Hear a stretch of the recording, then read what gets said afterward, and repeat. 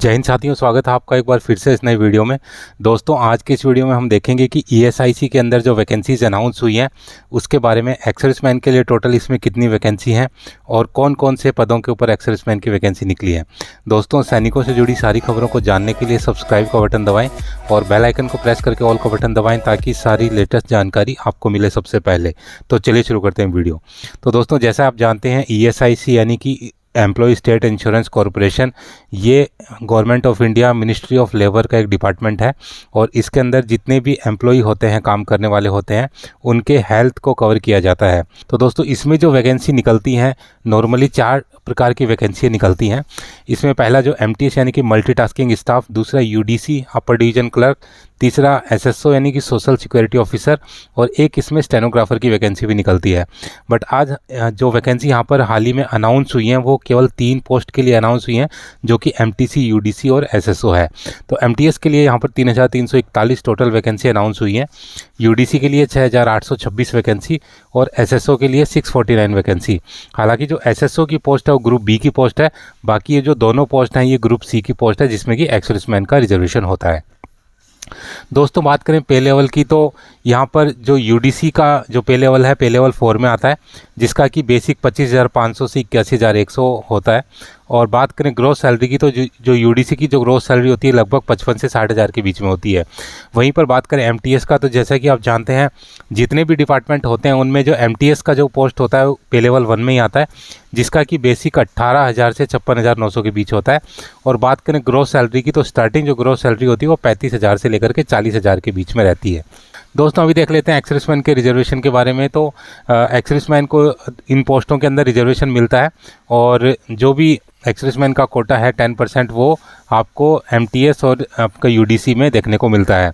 हालांकि स्टेनो में भी कोटा रहता है, बट स्टेनो की जो वैकेंसी अभी इसमें रिवील नहीं हुई है। दोस्तों, अभी देख लेते हैं एज रिलैक्सेशन के बारे में।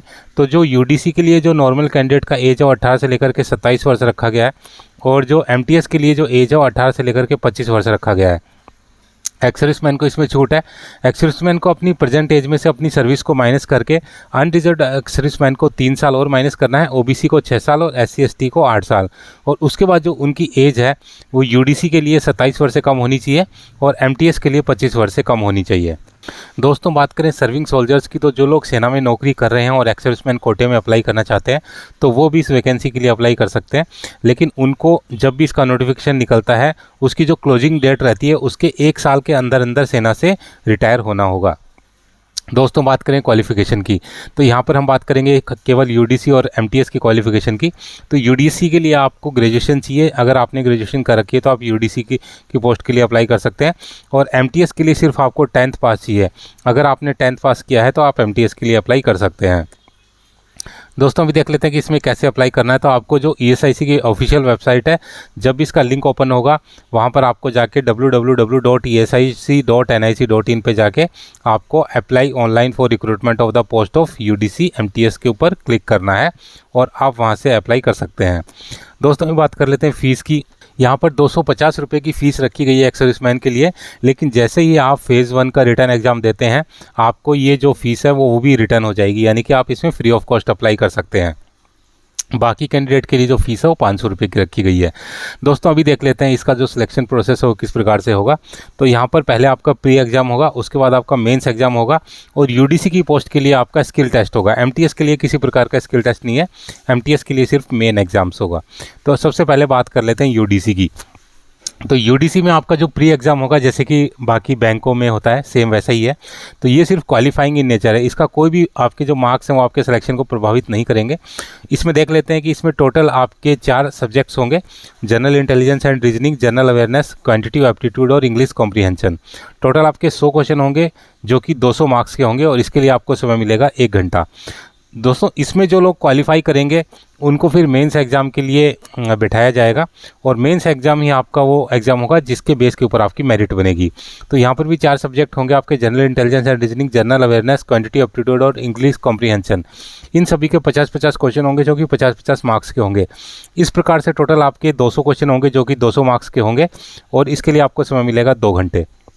दोस्तों इंग्लिश कॉम्प्रीहेंशन को छोड़ के बाकी के वो आप हिंदी या इंग्लिश दोनों में से किसी भी एक भाषा में अटैम्प्ट कर सकते हैं, और इसमें 1/4 की नेगेटिव मार्किंग भी होगी।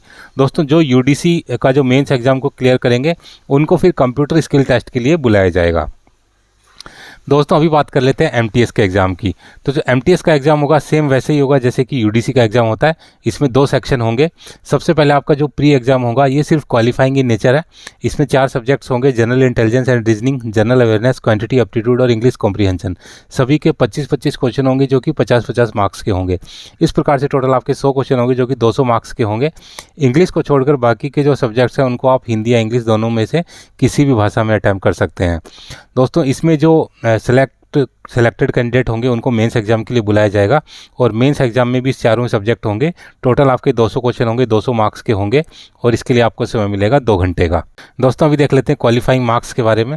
तो इसमें जो फेज़ 1 के जो क्वालिफाइंग मार्क्स हैं वो 35% चाहिए एक्स सर्विसमैन को, और पिछले साल में जिनके 35% मार्क्स आ गए थे उनको सभी को जो नेक्स्ट स्टेज के लिए क्वालिफाई किया गया था। यानी कि 200 नंबर का पेपर है, अगर आपके 70 नंबर इसमें आ जाते हैं तो आपको मेंस एग्ज़ाम के लिए क्वालिफाई कर लिया जाएगा और आप मेंस एग्ज़ाम देने के लिए एलिजिबल होंगे। दोस्तों अभी बात कर लेते हैं जॉब लोकेशन की। तो जैसे कि आप जानते हैं कि ईएसआईसी पूरे इंडिया को में कवर है, तो पूरे इंडिया में आपकी पोस्टिंग कहीं भी आ सकती है, और ज़्यादातर चांसेस हैं कि आपको अपने स्टेट में भी पोस्टिंग इसमें मिलने के पूरे चांसेस रहते हैं। दोस्तों बात कर लेते हैं जॉब प्रोफाइल की। तो नॉर्मली ये जॉब ऑफिस सेक्शन का ही जॉब है, आपको ऑफिस में ही रहकर काम करना है, कोई इसमें फील्ड का काम नहीं है। दोस्तों अभी देख लेते हैं कि जो लास्ट ईयर की जो कट ऑफ थी यूडीसी की वो क्या रही थी। तो यहाँ पर आप देख रहे हैं कि जो लास्ट सेक्शन है वो एक्स सर्विसमैन का है। तो इसमें आप देख सकते हैं कि 200 नंबर में से लास्ट में कितने नंबर आवश्यक थे एक्स सर्विसमैन को सिलेक्शन के लिए। तो यहाँ पर जैसे हम देख रहे हैं कि मैक्सिमम जो जगह के ऊपर किन्हीं स्टेट को छोड़कर लगभग जो कट ऑफ रही है वो 100 से नीचे ही रही है। कोई स्टेट है जैसे कि दिल्ली है, यहाँ पर जो कट ऑफ है 110 मार्क्स की रही थी। इसके बाद जैसे कि ओडिशा है, यहाँ पर 111 की रही थी, और उत्तर प्रदेश यहाँ पर 117 की रही थी। तो आप मान के चलिए कि इन स्टेट्स को छोड़कर बाकी के जो स्टेट हैं वहाँ पर जो भी कैंडिडेट लगभग 50% नंबर जिसने स्कोर किए थे उन सभी का सिलेक्शन इसमें हो गया था यूडीसी के अंदर। इसी प्रकार से ये जो कट ऑफ है ये एमटीएस की है, फाइनल कट ऑफ है, यानी कि जो मेंस एग्जाम था उसके बाद जितने लोग जो सिलेक्ट हुए उनकी जो कट ऑफ क्या रही है। तो लास्ट का जो सेक्शन देख रहे हैं एक्स सर्विसमैन का, यहाँ पर जो कट ऑफ है वो यूडीसी के कट ऑफ से थोड़ी ज़्यादा रही है। काफ़ी ऐसी जगह जैसे आप देख रहे हो आंध्र प्रदेश में 149.75 रही है, और दिल्ली के अंदर 138.75 रही है। इसी प्रकार से झारखंड के अंदर 145.50 रही है, और केरला के अंदर 152.50 रही है। तो ये जो कट ऑफ है काफ़ी मतलब 100 से 150 के नंबर के बीच रही है। तो कहने का मतलब आपको यूडीसी के लिए जो आपकी जो फाइनल कट ऑफ है लगभग आपको 50 से 60% मार्क्स चाहिए, और एमटीएस के लिए आपको थोड़ा ज़्यादा एफर्ट लगाना पड़ेगा।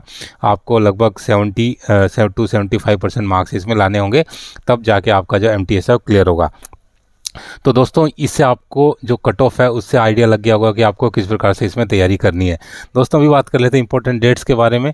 तो इसकी जो वैकेंसी हैं ऑलरेडी अनाउंस हो चुकी हैं तीनों पोस्टों के ऊपर, यूडीसी, स्टेनो और एसएसओ के लिए, और जो इसकी जो ऑफिशियल नोटिफिकेशन है वो जनवरी 2025 में आने की पूरी संभावना है। तो दोस्तों ये थी सारी जानकारी। उम्मीद है कि वीडियो आपको पसंद आया होगा। वीडियो अगर पसंद आए तो लाइक, शेयर एंड सब्सक्राइब करना ना भूलें, और बने रहें मेरे साथ इसी प्रकार के इंटरेस्टिंग वीडियोज़ के लिए। वीडियो बने रहने के लिए आप सभी का धन्यवाद। जय हिंद।